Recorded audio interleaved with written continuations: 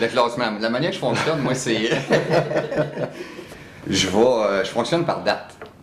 Toutes mes shows sont datés la journée de l'événement que je crée. Fait que si on regarde sur mes disques, je mets ça sur des disques externes en partant, c'est toutes des dates par année, 2009, 2010, 2011. Puis dans chaque année, je rentre la date que l'événement s'est produit, je mets un titre à côté, le premier titre qui me vient en tête. Si c'était un mariage, je marque mariage avec le nom du couple. Puis de cette façon-là, moi je les trouve tout le temps. Moi, c'est ma façon ultra facile là, de fonctionner. J'ai jamais de misère avec ça. J'ai une mémoire énorme. Je sais pas combien de millions de photos que j'ai. Mais ta mémoire, ça peut être Chantal, toi, non? Non, pas tout. Mais je me rappelle de toutes mes photos, tu sais. Fait que je sais pas pour comment, mais en tout cas, ça marche, là, tu sais. Toi, tu mets ça par date. Ouais. Okay, fait que si on a fait un show... 6 mois, 4 ans plus tard, je te dis... on a fait un shoot à telle place. Le 22 septembre. Je m'en vais au 22 septembre, puis je retrouve ce qu'on a fait. Ok, non, ok, c'est bon. Si tu me dis on a fait tel show, quand on a fait ça déjà, je vais le retrouver facilement aussi comme ça. Mettons, je faisais en 2010. Oui, j'ai mon dossier fait par année. Après ça, dans chaque année, j'ai mes dates de janvier à décembre, puis avec le titre à côté. Pas plus dur que ça. Moi, c'est ma façon, c'est ce qui me met en tête le plus fort. Je pense que c'est ça qu'il faut faire. Faut ce qui nous rentre dans la tête en partant, pour qu'après, on ait la facilité à trouver aller chercher notre dossier. Ce qu'on voulait dire aujourd'hui, c'est que on parle là, vraiment là, du classement là, des photos, comment classer nos photos sur notre ordinateur pour pouvoir se retrouver. Chaque personne a des différentes manières de classer leurs photos. C'est une manière de Martin que j'aime beaucoup aussi classer par année, mais chaque personne a des classements différents, comme je suis sûr que j'ai complètement différent. Ouais. C'est ça, qu'on veut carrément une autre manière différente. Comme moi, avec, c'est une autre manière différente. Moi, j'y vais vraiment avec le nom, peu importe l'année. Au moins, j'ai le nom de la personne, comme ça revient, mais je remets son dossier dans le nom de la personne. Moi, je commence en partant avec Lightroom. Quand je rouvre mon Lightroom, je me rouvre des catalogues. Mes catalogues, mais là, sont rentrés là. Comme, mettons, j'ai un catalogue, mettons, c'est de l'événementiel, dans les spectacles musicaux, mais j'ai un catalogue spectacle musical, ça va rentrer dedans. Après ça, je vais faire mes dossiers de tel groupe que j'ai fait. Sur mon ordinateur classé avec des fichiers RAW, des fichiers haute résolution, les fichiers RAW en haute résolution que j'ai travaillé, les fichiers en format web, puis après ça, les originales telles quelles qui vont être dans le dossier comme ça, mais si j'ai un bug avec mon catalogue, je l'ai dans un dossier, puis qui va être aussi lui-ci retransmis, recopié sur un disque externe. Tape pas trop sur la table. Moi, c'est le contraire, mais comme Martin l'a vu tout à l'heure.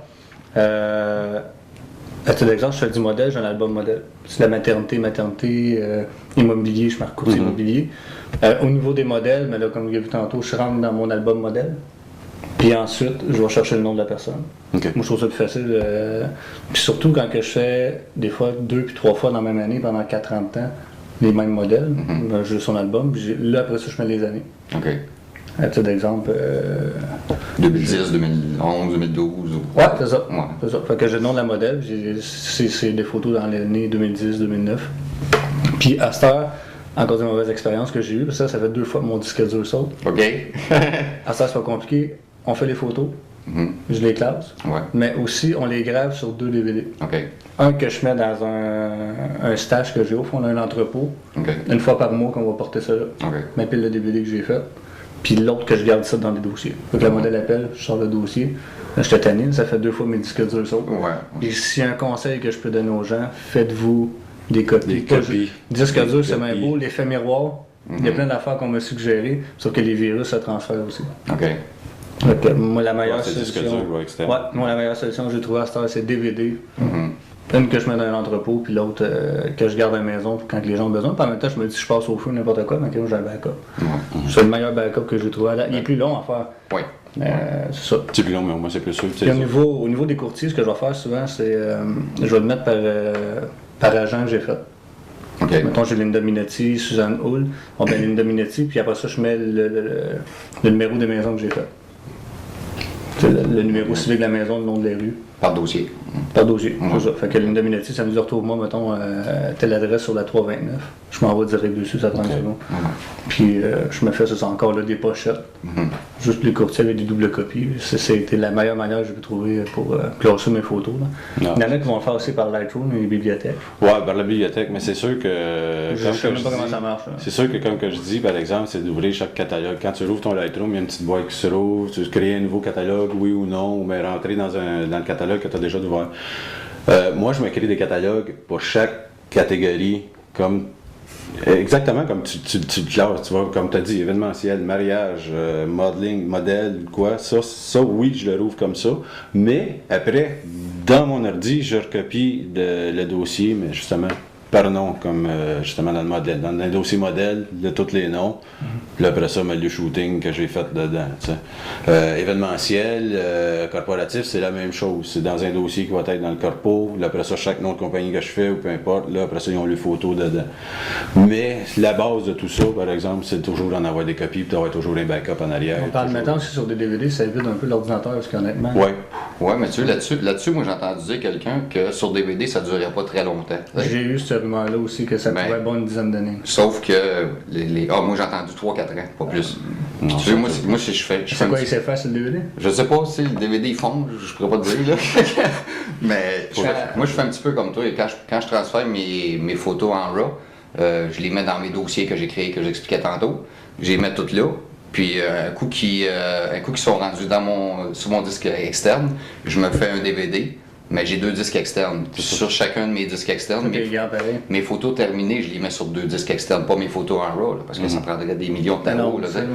Fait que j'ai 2 disques externes, j'ai les DVD, puis de même au moins on a des copies partout. Là, moi, je les efface de l'ordinateur un coup qui sont sur DVD. Moi j'ai rien dans l'ordinateur.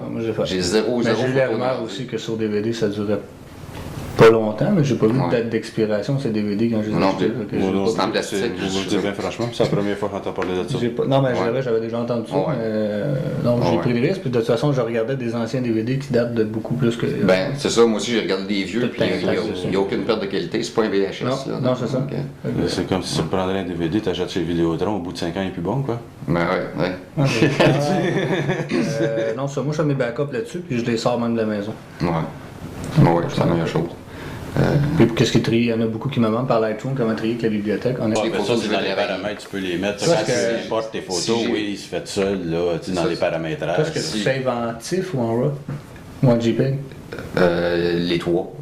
Ah ouais, tu sauvegardes les 3? Dans mon disque externe, les originaux sont tous en RAW.